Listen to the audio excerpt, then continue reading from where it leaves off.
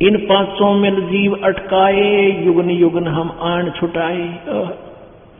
इन पांचों ने तुम्हें यहाँ फंसा रखा मिलकर, और हम युगों युगों में आते हैं, और आपको जो हमारी बात पर विश्वास कर लेता है, सत भक्ति करता है, आपको काल के जाल से छुटवा ले जाते हैं। बंदी छोड़ हमारा नामम,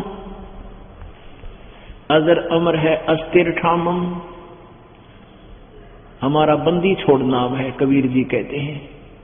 बंदी छोड़ हमारा नामम, अजर अमर है अस्थिर ठामम।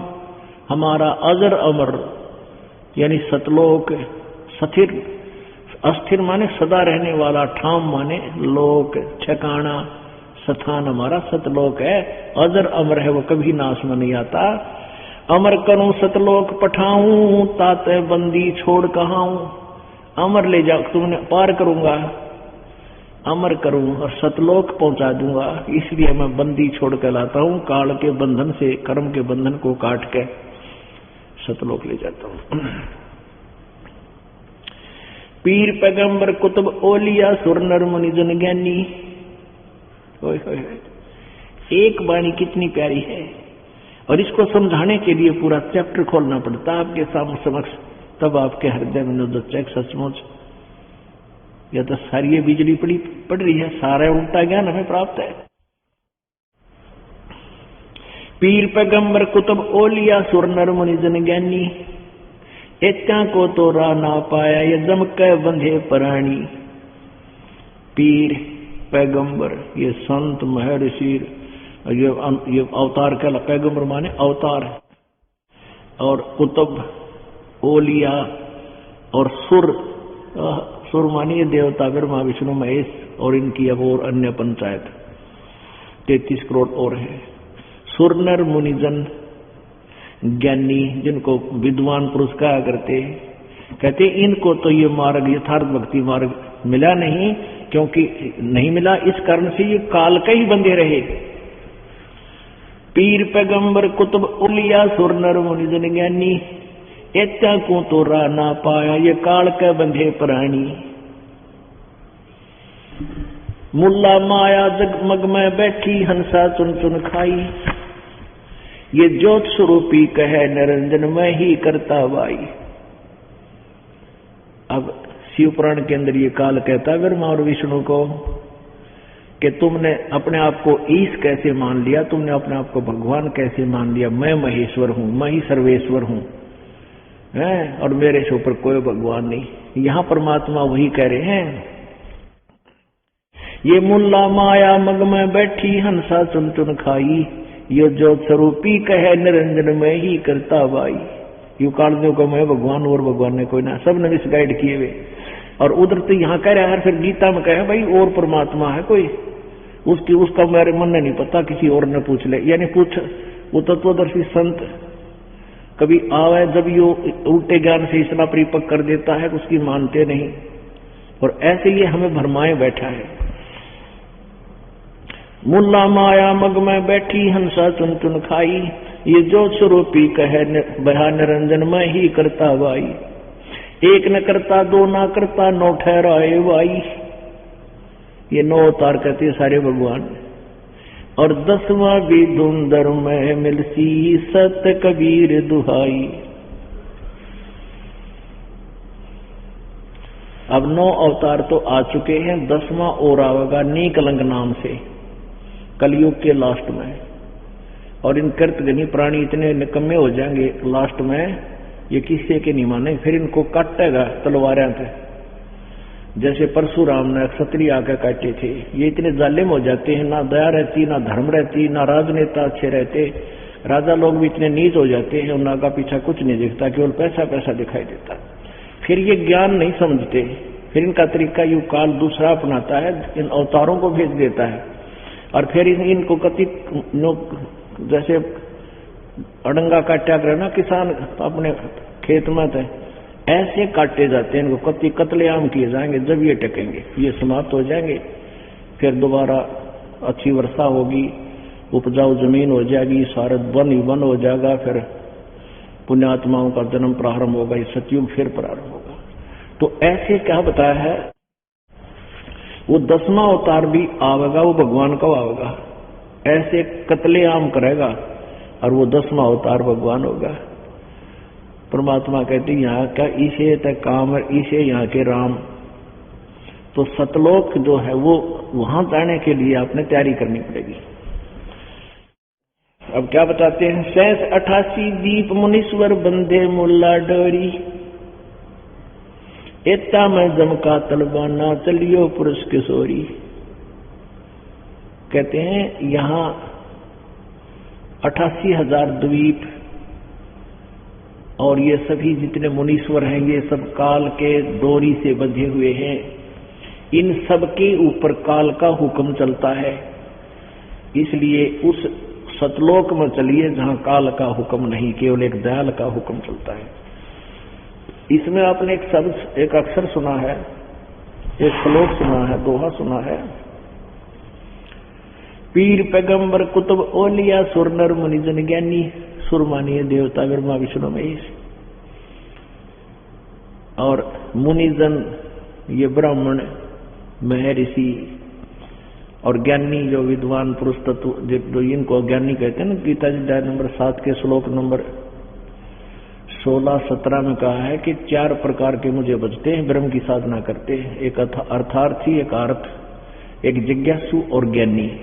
तो कहता है ये 3 तो रिजेक्टेड है। ज्ञानी को मैं अच्छा लगता हूं, ज्ञानी मुझे पसंद है।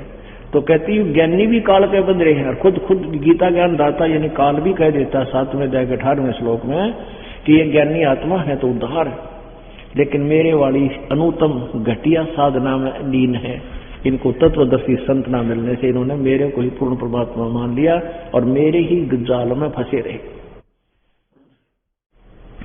पीर पैगंबर कुतुब ओलिया स्वर्णर मुनिजन ज्ञानी। पैगंबर कहते अवतारों को, और पीर ये गुरु कहो, हिंदू गुरु कह देते हैं, मुसलमानों ने पीर कहते हैं। कुतुब ओलिया ये ऋषि मुनि, और सुर नर मुनिजन ज्ञानी ये भाषा का अंतर है। सुर माने देवता, नर माने ये मुनि जो मननशील प्राणी होते हैं मुनिजन, और ज्ञानी ये आपको बताई दिया।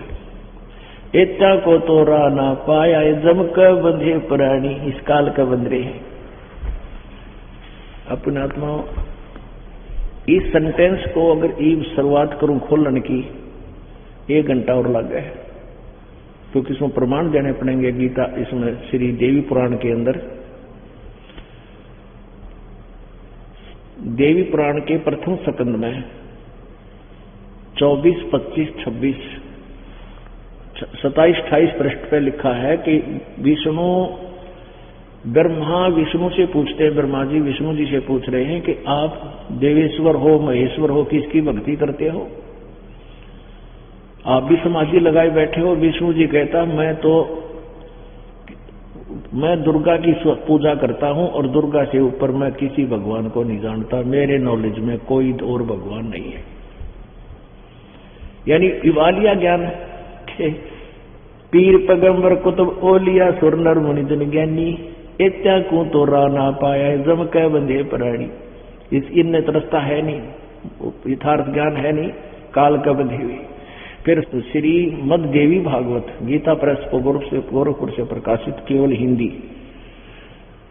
उसके 562 और 63 पृष्ठ पर कंसेप्ट क्लियर किया है कि दुर्गा न्यू कह रही है हिमालय को ज्ञान देते हुए कि ब्रह्म के बारे में बताती हूं, उस ब्रह्म का एक ओम मंत्र है और उसी का जाप करो, और सब बातें सब मेरी पूजा भी छोड़ दो, केवल यदि तुमने पूर्ण मोक्ष चाहिए। तो वो पूर्ण मोक्ष कितना बताती है कि उस ओम नाम के जाप से तुम उसको पा जाओगे, और वो परमात्मा वो ब्रह्मलोक में रहता है।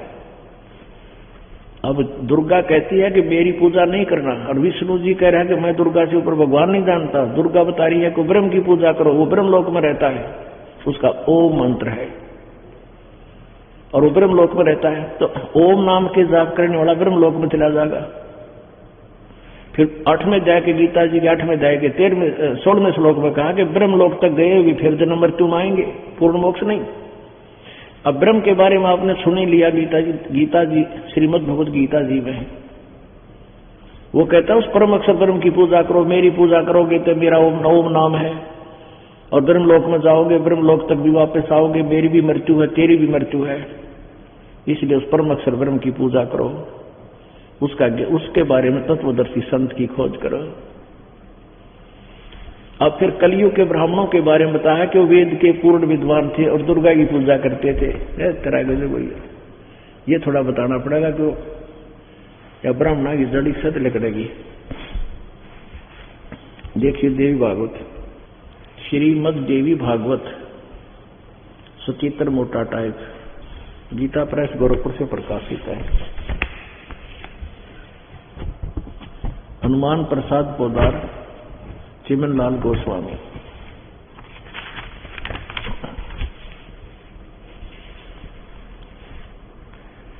ये संपादक थे। अप्रकाशित मुद्रक है, गीता प्रेस गोरखपुर, गोविंद धन कार्यालय कोलकाता का संस्थान। ये इनके फैक्स और फोन नंबर है।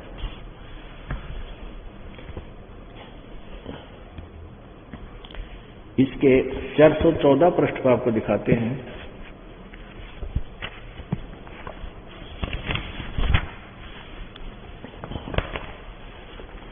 छठा स्कंद 414 पृष्ठ पे, जन्मेजय ने पूछा, महाभाग किस युग में कैसा धर्म का स्वरूप है, इस संपूर्ण विषय को विशेष रूप से बताने की कृपा कीजिए। व्यास जी बोले, राजन, यह निश्चय है कि सतयुग में ब्राह्मण वेद के पूर्ण विद्वान थे। उनके द्वारा निरंतर भगवती जगदम्बा की आराधना होती थी। और भगवती ने कहा, ब्रह्म की पूजा करो, मेरी करो मत। भगवती का दर्शन करने के लिए उनका मन सदा ललायित रहता था। प्रत्येक गांव में शक्ति मंदिर का उद्घाटन हो, इस विषय की उनके मन में बड़ी उत्सुकता थी। ये मंदिरा के लठी ननगाड़ रखे हैं, गढ़वाए हैं ब्राह्मणा ने, सतयुक्त लग रहे हैं ये इस काम पर। और वेद में कितना दुर्गा का पूजा का कितने नामों निशान नहीं।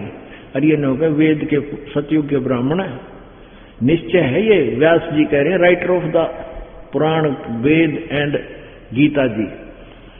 राजन, ये निश्चय है कि सतयुग में ब्राह्मण वेद के पूर्ण विद्वान थे और उनके द्वारा निरंतर भगवती जगदम्बा की आराधना होती थी, दुर्गा की पूजा करते थे।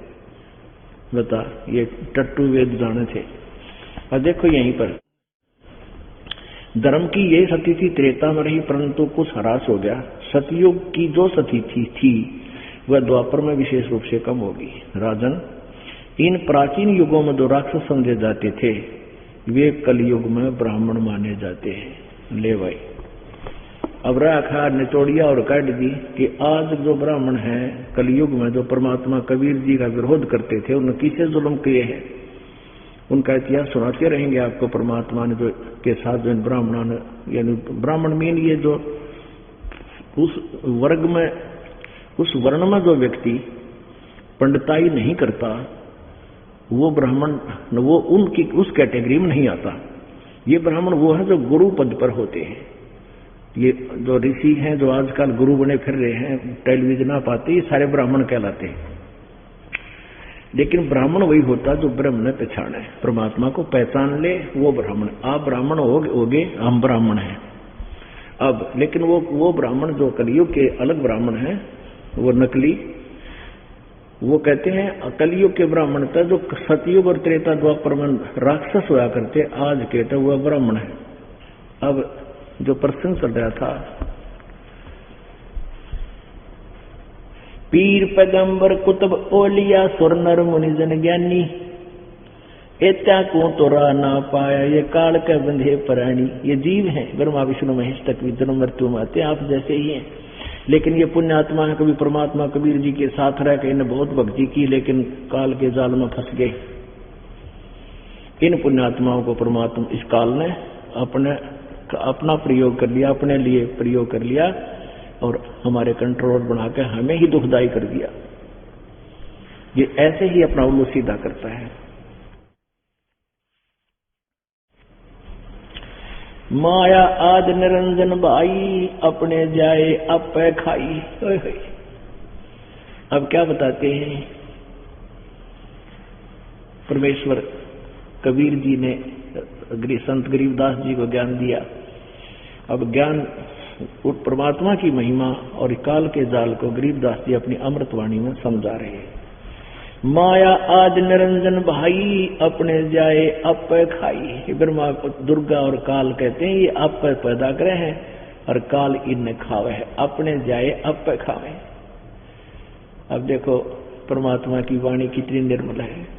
शिखर सोन में धर्म अन्यायी, जिन शक्ति डायन मैल पठाई। अब काल तो ऊपर रहता है, दुर्गा को यहाँ कंट्रोलर बना दिया कि तू मेरे इस काल के जाल में संभाल के रख, और खबरदार दे किसी को कुछ बता दिया। अब ये अपने कर्माता फंस गई, इस काल के अंतर्गत होगी है, और फिर इससे ये हमारी उत्पत्ति होगी, इसकी मोह ममता हमारे में होगी, और काल खावे है या खड़ी खड़ी देखती रह जाती है, रोती रहती है बाद में। लेकिन अब दोनों ही हमारी दुर्गति के ये कारण बताए जाते हैं। शिखर सोन में धर्म अन्यायी, धर्म अन्यायी है, ये देख ले, ये धर्म का राज करनिया भी परमात्मा का, ये अन्यायी है। नाम नाम धर्म राज है, नाम नाम न्यायाधीश है, लेकिन ये पूरा अन्यायी है। शिखर सुन्न में यानी आकाश की टॉप मोस्ट प्लेस पे शिखर सुन्न, ये धर्म अन्यायी, ये ज्योत निरंजन, ये धर्मराज कहलाता है अपने आप को। जैसे एक तो chief justice of India, supreme court का चीफ जस्टिस होता है, और राष्ट्रपति भी हमारा चीफ जस्टिसों का भी चीफ जस्टिस है, इनके ऊपर भी ओवरऑल कंट्रोलर है। ऐसे वो काल अलग से अपने आप को भी वो चीफ जस्टिस मानता है, धर्मराज कहता है, और एक अपना नौकर धर्मराज इसने अलग से छोड़ा हुआ है।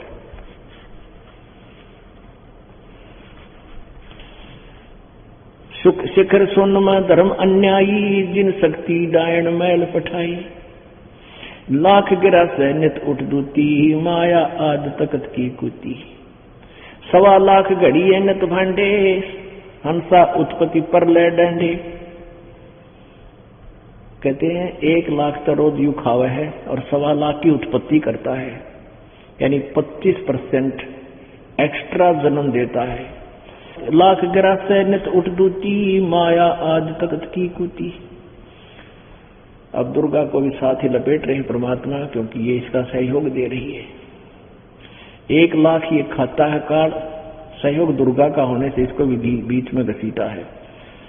लाख गिरा से नित उठ दूती, माया आज तकत की कुती। 1.25 लाख घड़ी है नित भांडे, इनको भांडा बर्तन चोला पिंड कहते। 1.25 लाख रोज जन्म देता है, 1 लाख को मार मार के खा रहा है, कसाई वाड़ा बना रखा है इसे।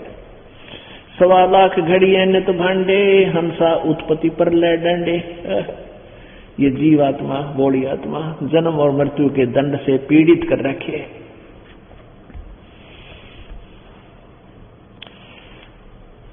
ये तीनों चेला बटपारी, सिरजे पुरुषा सिरजी नारी।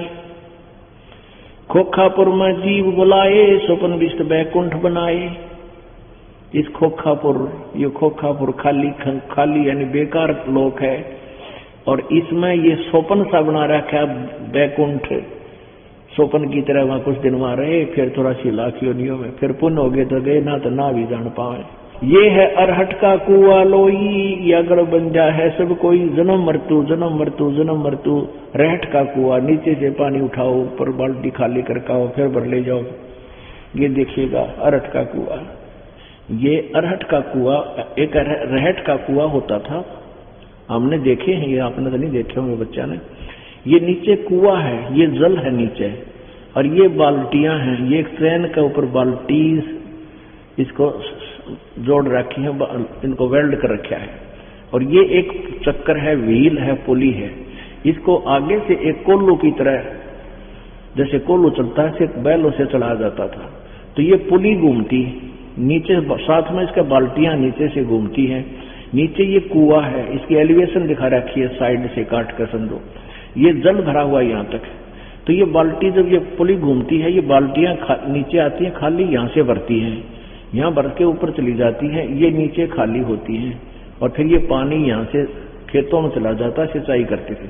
तो कहते हैं जो पुण्य तुमने किए ये ऊपर खाली करे, फिर खाली बाल्टी नीचे आई, फिर कर्म किए, फिर ऊपर गए, फिर मृत्यु होगी, फिर पुण्य पाप किए, पुण्य स्वर्ग में, पाप नरक में, खत खाली करे, फिर वापस आए, फिर गए।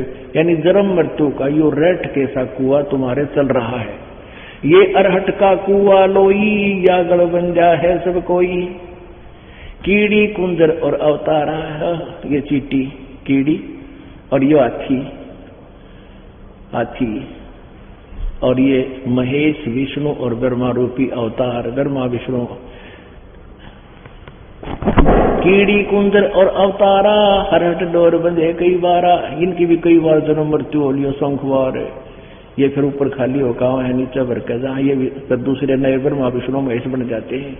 ये अरहट का कुआ लोई, या गड़बंजा है सब कोई। कीड़ी कुंजर और अवतारा, हरहट डोर बंधे कई बारा। असंख्य बार जन्म और मृत्यु आप जी के हो लिए।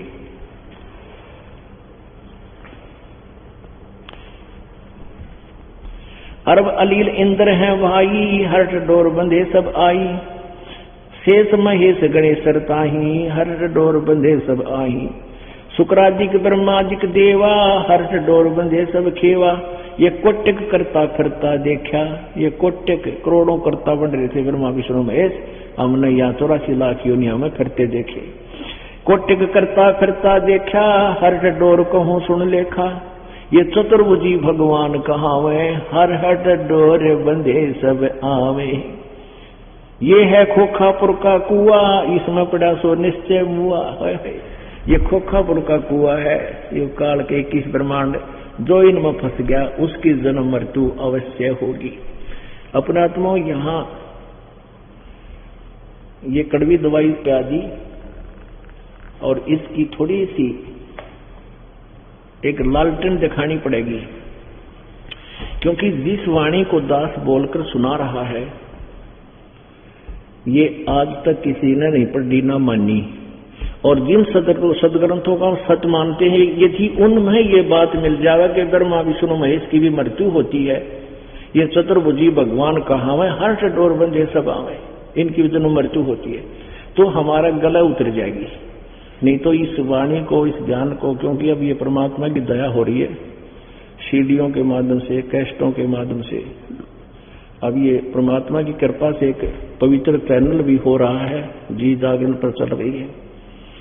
सौभाग्य है उनको अपन प्राणियों का जिसने ये चैनल लाया, और सौभाग्य उन प्राणियों का जिसके माध्यम से जिनको ये ज्ञान प्राप्त हो रहा। तो इसमें ये ज्ञान जा रहा है और श्रोता नए नए देख रहे हैं, उनको तुरंत अगर इसका प्रमाण नहीं मिला तो परमात्मा के बच्चे अपने भगवान से वंचित रह जाएंगे। इसलिए थोड़ा सा प्रकरण और दिखाऊंगा, देखिएगा, रह रहकर दिखाना पड़ेगा। ये श्रीमद् देवी भागवत है, गीता प्रेस गोरख से प्रकाशित है, और इसके 123 पृष्ठ पर आपको दिखाते हैं, बार बार नहीं दिखाता, समय का अभाव है। ये तीसरा स्कंद है, 123 पृष्ठ है। इसमें विष्णु जी कह रहे हैं दुर्गा से, अपनी मां से, तुम शुद्ध स्वरूपा हो, महिमा कारण की, ये सारा संसार तुम्ही से उद्भासित हो रहा है। मैं ब्रह्मा और शंकर हम सभी तुम्हारी कृपा से विद्यमान है। हमारा आविर्भाव माने जन्म और तिरोभाव माने मृत्यु होता है। हमारा तो जन्म और मृत्यु हुआ करता है, केवल तुम ही नित्य हो, जगत जननी हो, प्रकृति और सनातनी देवी हो।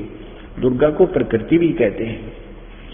भगवान शंकर बोले, ये देवी यदि महाभाग विष्णु तुम्ही से प्रकट हुए हैं तो उनके बाद उत्पन्न होने वाले ब्रह्मा भी तुम्हारे बालक हुए, फिर मैं तमोगुणी लीला करने वाला शंकर क्या तुम्हारी संतान नहीं हुआ? अर्थात मुझे भी उत्पन्न करने वाली तुम ही हो शिवे, संपूर्ण संसार की सृष्टि करने में तुम बड़ी चतुर हो।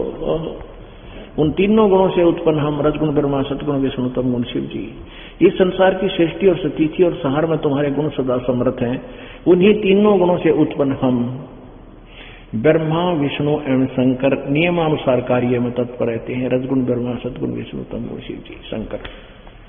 धर्मदास ये जग बौराना, कोई न पावे पद निर्वाणा, यही कारण मैं कथा पसारा, इन सब से कहिए वो राम न्यारा। बोलो सतगुरुदेव।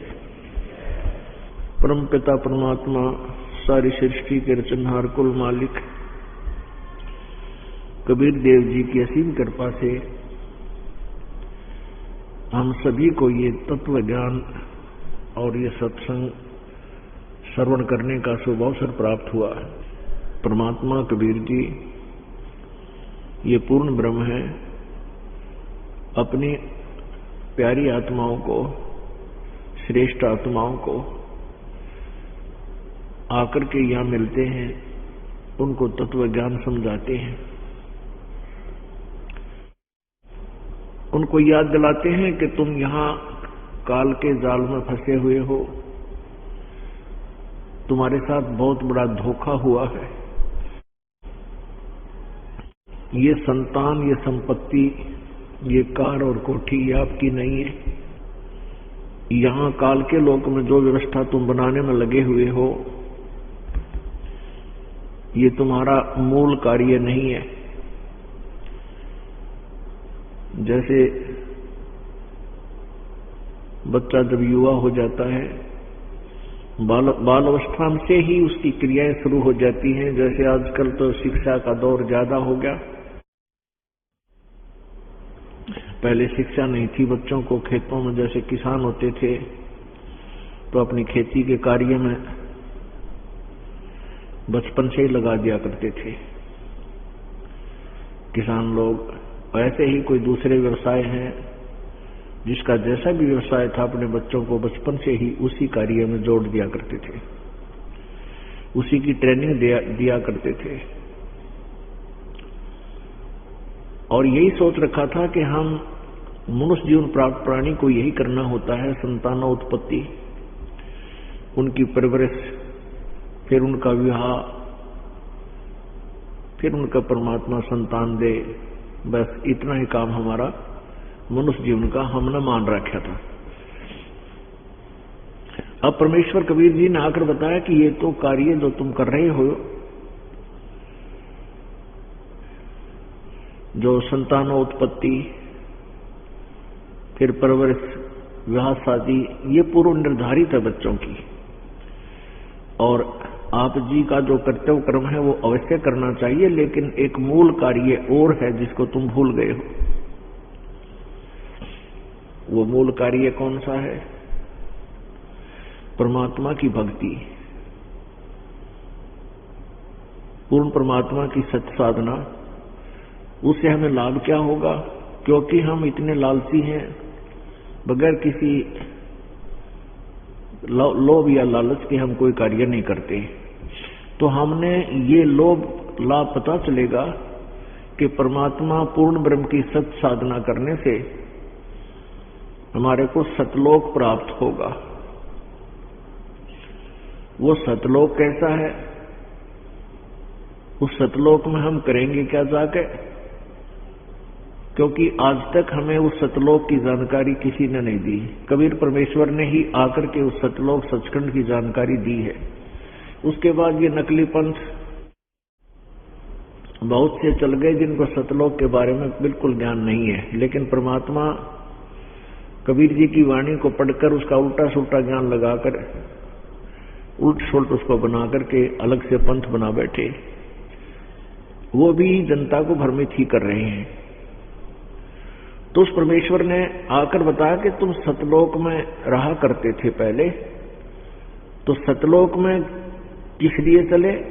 जैसे हम स्वर्ग में जाना चाहा करते थे। स्वर्ग में जाना क्यों चाहते थे? क्योंकि कहते हैं स्वर्ग में बहुत सुख है और वहां बहुत अच्छी व्यवस्था है, अच्छा लोक है, वहां फलदार वृक्ष है, दूधों की नदी बहती है। लेकिन अब तत्व ज्ञान जो परमेश्वर कबीर जी ने आके हमें दिया है, उसके आधार से हमें पता चला है कि ये स्वर्ग तो एक ऐसी व्यवस्था है जैसे कोई धनी व्यक्ति, कोई रिच मैन जिसका अच्छा व्यवसाय चल रहा है, वो 20, 30, 50 हजार रुपए उसके लेकर के गर्मी के महीने में हरियाणा, पंजाब, राजस्थान, उत्तर प्रदेश, दिल्ली, मध्य प्रदेश आदि स्टेट्स में, राज्यों में मई और जून में बहुत गर्मी पड़ती है। तो जिनके पास अच्छा पैसा हो, वो पैसे वाला रईस व्यक्ति 50,000 रुपये लेकर और शिमला, कुल्लू, मनाली चला जावे। वहां किसी रेस्टोरेंट में, होटल में कमरा किराए पर लेवे और वहां रहे। उसको वहां सारी सुविधाएं मिलेंगी, बने बनाए मकान है, कमरा है, उसमें बेड है, बिस्तर, खाने पीने की सारी व्यवस्था होगी। घंटी बजाते ही उनके पास सब आहार पहुंच जाएगा। लेकिन उसके पैसे खर्च स्वयं के हो रहे हैं और महीना 2 महीना वहां रहेंगे 50,000 रुपये नुकसान करके, वो वेस्ट करके, फिर अपने कर्म क्षेत्र में आ जाएंगे और अगले वर्ष हो सकता है ऐसा व्यवसाय ना बन पावे, 50,000 रुपये ना जुगाड़ जोड़ होए, तो फिर उस शिमला और कुल्लू मनाली भी नहीं जा सकता। अब ये स्वर्ग है, ये एक रेस्टोरेंट, होटल समझो। वह भक्ति के धनी व्यक्ति जा सकते हैं और वहां उन्हीं के पुण्यों से उनको वहां सब सुविधाएं प्राप्त होती है, जैसे रेस्टोरेंट में हुआ करती हैं, होटल में होती है। और जिसमें उनकी पूंजी समाप्त हो जाएगी, पुण्य अक्षीण हो जाएंगे, उस स्वर्ग से निकाल दिए जाएंगे।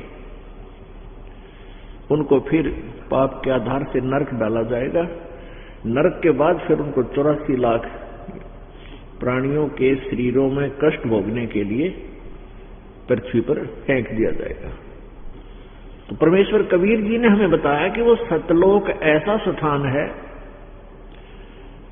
जहां जाने के बाद फिर लौटकर प्राणी संसार में कभी नहीं आते और वहां आपके पुण्य अक्षीण नहीं होते। वहां ऐसी ही सृष्टि है जैसी आप जी यहां देख रहे हो। सतलोक में केवल मानव है, अन्य प्राणी नहीं है। वहां पर बहुत सदाबहार बाग हैं, सदाबहार सब काजू किस्म, सेब, संतरे कभी नष्ट नहीं होते, कभी सूखा नहीं पड़ता, कभी फलड़ नहीं आती। गर्मी और सर्दी वहां नहीं है, बहुत सुंदर मौसम है। वहां ये 5 तत्व का शरीर नहीं है, वो नूर से बना हुआ शरीर है, एक तेज से बना हुआ शरीर है, जो कभी बूढ़ा नहीं होता, जो कभी मृत्यु को प्राप्त नहीं होता, नष्ट नहीं होता। पुण्यात्माओं, ये ज्ञान सत्संग से ही प्राप्त होता है। परमेश्वर कबीर जी ने सत्संग की व्यवस्था प्रारंभ की।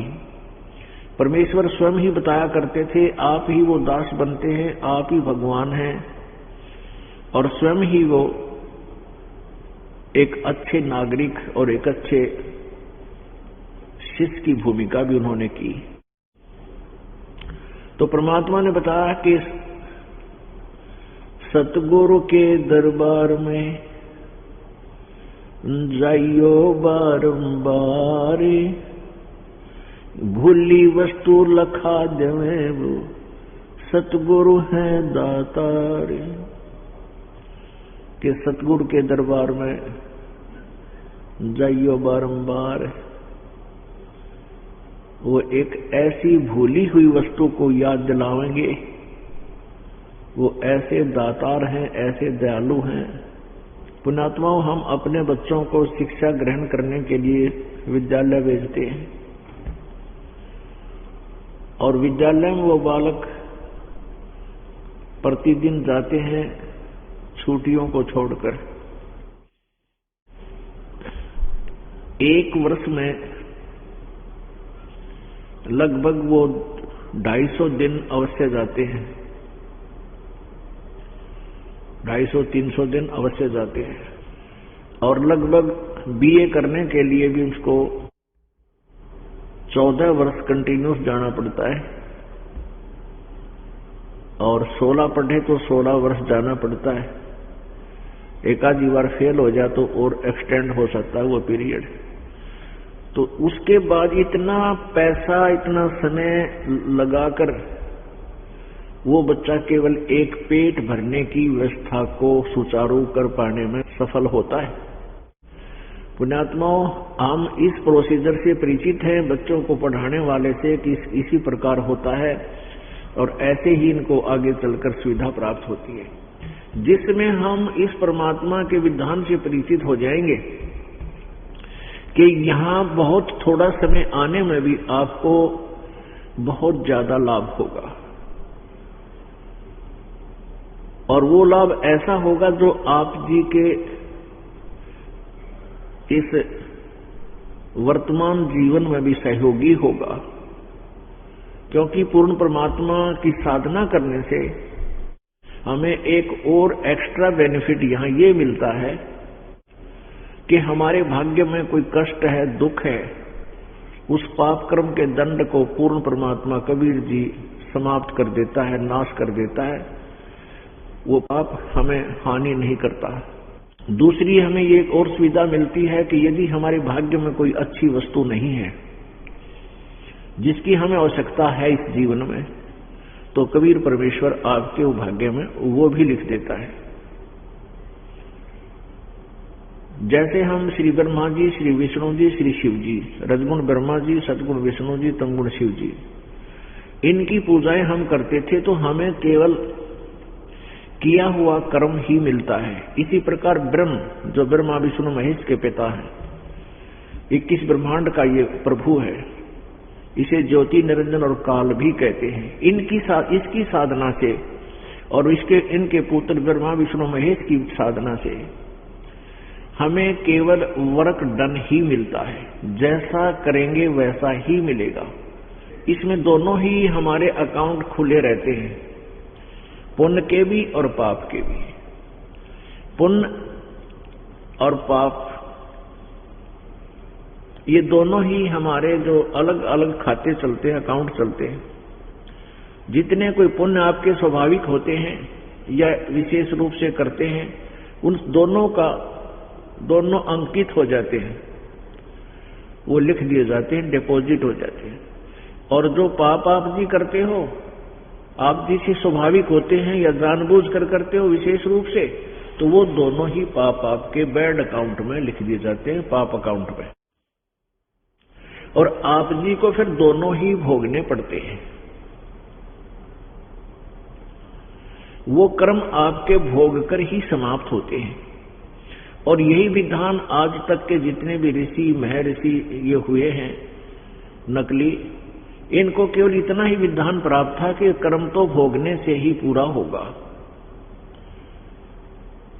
और जबकि हमारे वेद और हमारे सदग्रंथ और जिन महापुरुषों ने परमात्मा मिले, प्राप्त हुए, उनका विधान है कि परमात्मा पूर्ण ब्रह्म सत्पुरुष हमारे पाप कर्मों का नाश कर देता है। पुण्यात्माओं, आप जी जैसे पुण्य करते हो, ये साधना जब तक आपको नहीं मिली थी, आप जी पुण्य का तरीका क्या अपना रखा था आपने?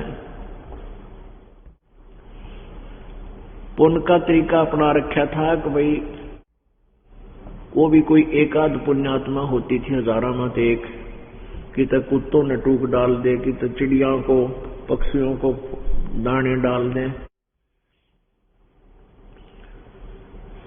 या फिर कहीं छोटा मोटा भंडारा करवा दे।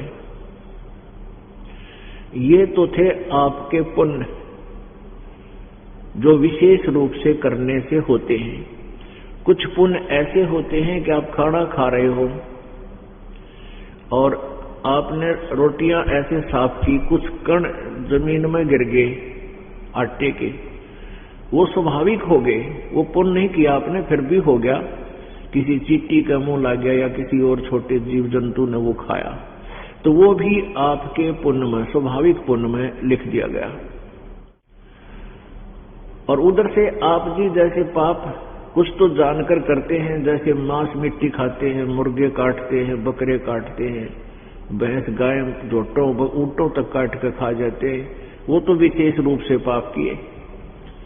चोरी करते हैं, जारी करते हैं, लूटते हैं, ठगते हैं, हत्याएं करते हैं, वो तो विशेष रूप से जो पाप है वो किए। और कुछ स्वाभाविक पाप हैं, जैसे सुबह उठकर पोछा लगाते हैं, वो स्वाभाविक पाप है। आप पैदल चलते हो, पैरों चलते हो या गाड़ी मोटर में चलते हो, तो वो आपके पाप हुए, वो स्वाभाविक पाप हैं। वो भी आपके बैड अकाउंट में लिखे जाते हैं। और जो जानबूझकर किए जाते हैं, कोई शिकार खेलने जाते हैं, शिकार खेलना करते हो पहले जो जीवन सा करने जंगल में चले जाते हैं राजा लोग बकवाद करने के लिए, और मारते हो उन शरीफ जानवरों को। तो इस तरह के जो पाप हैं विशेष रूप से किए हुए और स्वाभाविक हुए। अब जैसे किसान खेती करता है तो हाली हल जोतता है, खेतों में जमीन खोदता है यानी बाता है, संवारता है खेत को, तो ना जाने कितने जीव जंतु उसकी हल्की फाली के द्वारा बैलों के पैरों के नीचे, उसके स्वयं के पैरों के नीचे ना जाने कितने जीव मर जाते हैं। और वो उनको मिट्टी ऊपर उठा कर डाल देती है और फिर उनको वो ऊपर आ जाते हैं मिट्टी में, फिर उनको ये पशु ये पक्षी खा जाते हैं। तो ये सारा पाप उस किसान के बैड अकाउंट में लिख गया, पाप में लिख दिया गया। फिर उसमें फसल होती है, किसान फसल बोता है, गेहूं है, बाजरा, ज्वार, जो भी वो फसल बोता है, तो वो कुछ स्वाभाविक उसमें से दाने गिर जाते हैं जमीन में, वो कणक गिर जाती है, तो कुछ पक्षी खाते हैं, कुछ जीव जंतु खाते हैं, वो उसके स्वाभाविक पुण्य भी बन रहे हैं। तो ऐसे ये दोनों प्रकार के पुण्य, स्वाभाविक और विशेष रूप से किए हुए पुण्य और स्वाभाविक और विशेष रूप से किए हुए पाप, ये दोनों ही आप जी के अलग अलग लिख दिए जाते हैं। और इन दोनों का ही आपको ये फल भोगने को प्राप्त होता है। तो पुण्यात्माओं, जो साधना भी नहीं करते, ऐसे कर्म करते हैं, उनको भी कुछ पुण्य हो जाते हैं और उनको पाप भी खूब हो जाते हैं। तो उनको दोनों ही भोगने पड़ते हैं। और जो इन तीनों गुणों की भक्ति करते हैं, रजगुण ब्रह्मा, सद्गुण विष्णु, तमगुण शिव जी, और दुर्गा और ब्रह्म और परब्रह्म यानी अक्षर पुरुष जो सात संग ब्रह्मांड का स्वामी है, इनकी जो पूजाएं करते हो, साधना भी करते हो, इनके वेदों अनुसार ओम नाम के जाप और यज्ञ आदि भी करते हो, तो भी आपको दोनों ही भोगने को मिलेंगे। ओम नाम के जाप से, ये ब्रह्म का जाप है, इससे साधक यदि बहुत अधिक जाप किया है, केवल ओम ओम कर लेने से 10-20 बार इससे कोई लाभ नहीं होता। बहुत अच्छा, जैसे पहले ऋषि लोग करते रहते थे, बैठे रहते थे काफी हजारों वर्षों तक, तो उनको स्वर्ग, महास्वर्ग यानी ब्रह्मलोक प्राप्त होता था। और वहां बहुत सुविधाएं हैं, लेकिन पुण्य और भक्ति अपनी ही नष्ट होती है, तब वहां सुविधाएं प्राप्त होती हैं। उसके बाद फिर नरक भी जाना होता है, और उसके पश्चात फिर ये 84 लाख योनियां भी आपने भोगनी पड़ती है। इसका थोड़ा सा एक एग्जाम्पल दिखाते हैं। और इसके विपरीत पूर्ण परमात्मा सत्पुरुष की साधना करने से आपके पाप का नाश कर दिया जाता है, वो जला दिए जाते हैं, खत्म कर दिए जाते हैं। कैसे करता है कबीर परमात्मा? कहते हैं, जब ही सतनाम हृदय धरो,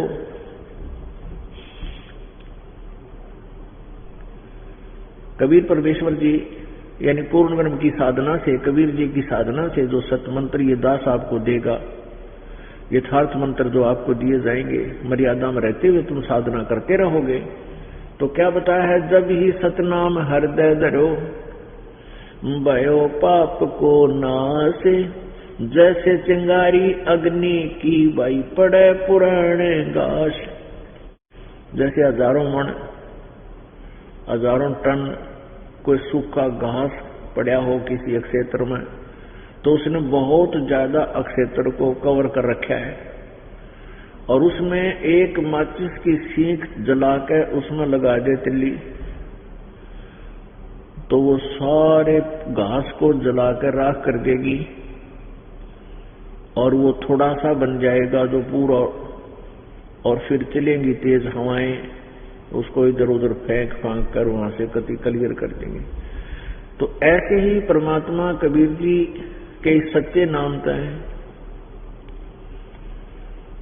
आप जी के वो संचित कर्म और इंक्लूडिंग ये प्रारब्ध कर्म, ये सभी नष्ट हो जाते हैं और साथ में क्रियावान कर्म भी प्रतिदिन नष्ट होते हैं जो पाप है।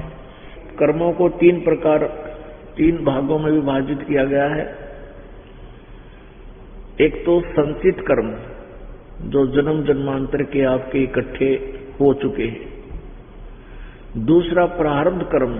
प्रारब्ध कर्म उन संचित कर्मों में एवरेज लेकर के जब पुण्य, जिसके पुण्य ज्यादा है कुछ और पाप कम है तो उनको पुण्य ज्यादा मिला दिए उनके जीवन में, और पाप कम यानी दुख कम सुख ज्यादा है उनको इस मनुष्य जीवन में। तो वो जो पहले लिख दिया जो प्रारब्ध, वो प्रारब्ध कर्म है, आपको वो भोगना ही पड़ेगा जब तक आप परमेश्वर कबीर भगवान की साधना पूर्ण सम से लेकर नहीं करते। और तीसरा जो है क्रियावान कर्म है जो वर्तमान में आप मनुष्य जीवन में कर रहे हो। तो जैसा कि आपको बताया कि प्रतिदिन जैसे पोछा लगाते हैं, झाड़ू लगाते हैं और अपने कार्यवश इधर उधर हम घूमते फिरते हैं, इनमें भी पाप होते हैं। तो ये क्रियावान कर्म है या जानबूझ कर करते हैं। तो जब यथार्थ ज्ञान हो जाएगा, परम संत आपको मिल जाएगा, तो आप जानबूझ कर पाप नहीं कर सकते, और करते हो तो फिर आपकी भक्ति नष्ट हो जाती है और भक्ति आपकी चलेगी नहीं। अनजाने में पाप कौन से होते हैं? जैसे अनजाने में भी बहुत पाप होते हैं, ना किए हुए पाप, स्वाभाविक पाप भी बहुत होते हैं। और आपके पास जो मंत्र आपको दिया हुआ है, मर्यादा में रहकर आप करोगे तो प्रतिदिन के आपके किए हुए क्रियावान कर्म भी आपके डेली नष्ट होते रहेंगे। जैसे ये कपड़ा मैला हो गया, प्रतिदिन पहनते हैं, स्वाभाविक है, तो इनको प्रतिदिन धो लेवे साबुन और जल से, तो वो मैल डेली साफ हो जाएगा। इस प्रकार ये मंत्र, ये सुविधाएं आपको भक्ति, सुबह के नित्यनेम, रामायणी आरती और मंत्र दे रखे हैं जाप करने के, ये प्रतिदिन, और ये धर्म, दान, हाथ से सेवा, यहाँ आते सेवा करे, तो ये सब कर्म, इन साधनों से आपके ये क्रियावान कर्म प्रतिदिन नष्ट होते रहेंगे। और साथ में जो संचित कर्म है वो उस सतनाम और सारनाम के सिमरण से नष्ट हो जाएंगे। पुण्यात्माओं, यदि क्या अभी तक जितने भी संत ऋषि महर्षि ये नकली हुए हैं, इन्होंने यही बताया है कि किए हुए कर्म तो भोगने ही पड़ते हैं, पाप नाश नहीं होते, कर्म तो भोगने से ही समाप्त होता है। पुण्यात्माओं, यदि कर्म भोगने समाप्त हो तो कभी भी नंबर नहीं आवा हमारा सतलोक जान का, कभी भी हमारा टर्न नहीं आ सकता। तो परमात्मा कबीर जी के पास एक ऐसा मंत्र है जो आपके पापों का नाश कर देगा और पुण्य ज्यों के त्यों रह जाएंगे। जैसे आजकल एक दवाई खोज कर ली है, औषधि खोज कर ली है वैज्ञानिकों ने, फसल में डालते हैं, फसल में खरपतवार उत्पन्न हो जाता है, उसमें दवाई डाल देते हैं मेडिसिन, वो घास को फूंक देती है, फसल ज्यों की त्यों रह जाती है, स्वस्थ रह जाती है। वैसे वो मटेरियल, वो केमिकल्स, वो साल्ट पहले ही था, विद्यमान परमात्मा ने दे रखा था, लेकिन उसकी खोज नहीं हो पाई थी। अब उसकी खोज होगी, तो लाभ मिल गया। तो ऐसे ही ये सत मंत्र परमात्मा ने पहले ही हमें दे रखा था, सदग्रंथों में लिखा था, लेकिन ये संत ऋषि महर्षि ये नकली इसको खोज नहीं सके। अब इसकी खोज होगी है तो इसका लाभ उठाना चाहिए। आपके पुण्य बच जाएंगे, पाप नष्ट हो जाएंगे, इस साधना से जो दास बताता है। तो अभी तक हम भ्रमित कर रखे थे, जिनको ऋषि महर्षि माना करते थे, उनको कति ज्ञान नहीं था भक्ति के बारे में, ना वो वेदों से परिचित थे। उसके लिए आपको थोड़ा सा उदाहरण देते हैं। आपको दिखाते हैं देवताओं के गुरु बृहस्पति जी के ज्ञान की झलक, उसके विचार, और फिर दिखाते हैं राक्षसों के गुरु शुक्राचार्य के विचार। कहते हैं जो सौदागर सौदा करते हैं तो वो एक बोरी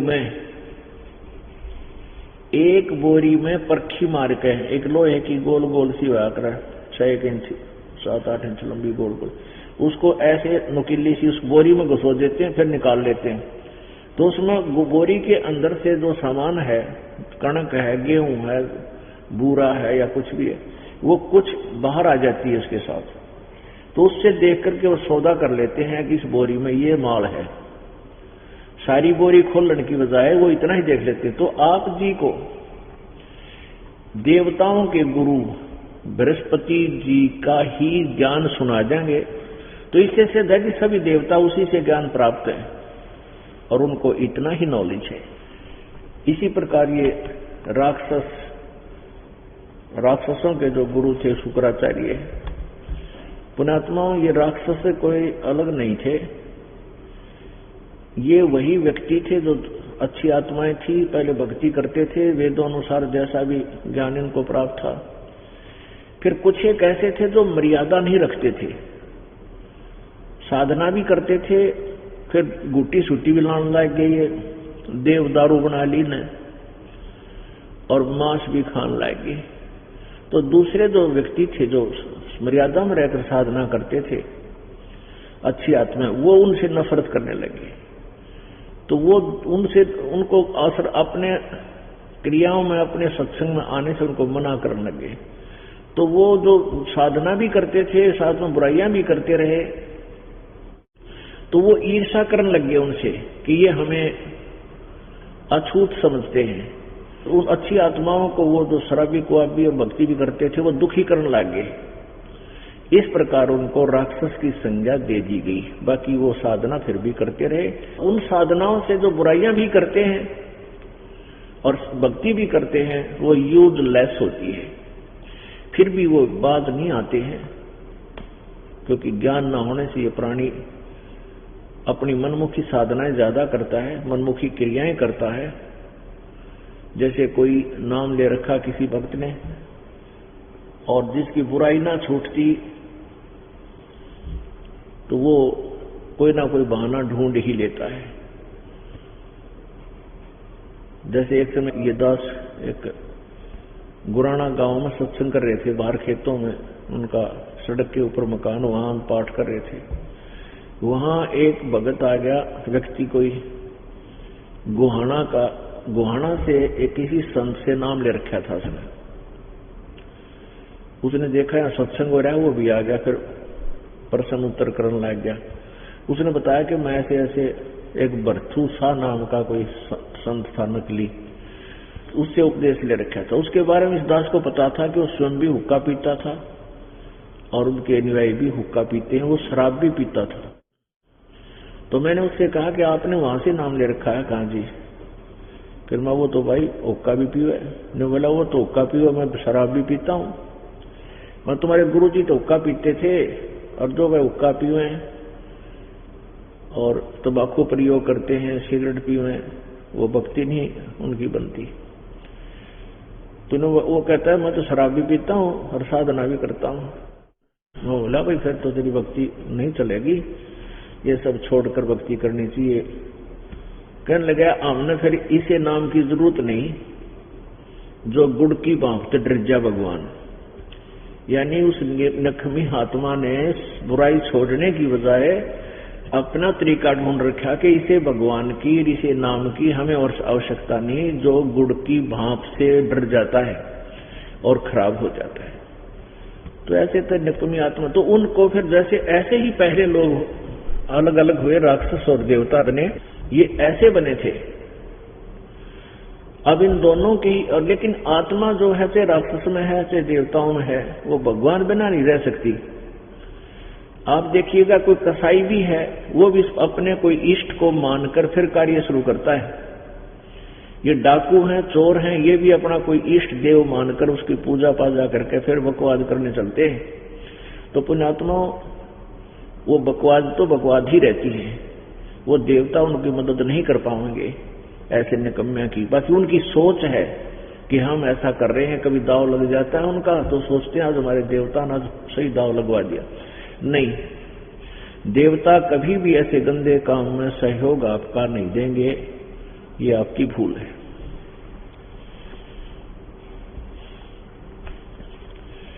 अब आप जी को दिखाते हैं,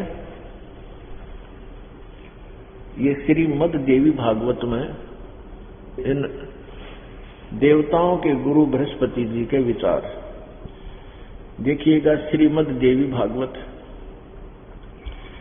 ये वही पवित्र शास्त्र हैं जिनको पवित्र हिंदू धर्म के अनुयायी सत्य मानते हैं और इन्हीं पर आधारित थे श्रीमद् देवी भागवत संक्षिप्त। संपादक हनुमान प्रसाद पोदार, चिमनलाल गोस्वामी।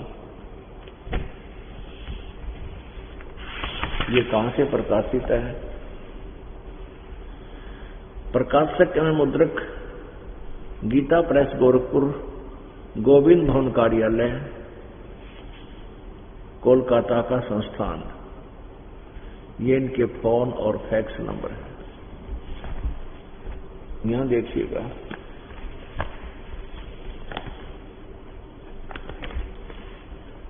ये है 5वां स्कंद और संक्षिप्त देवी भागवत 282 पृष्ठ पे। ये व्यास जी और इंद्र की आपस में वार्ता हो रही है।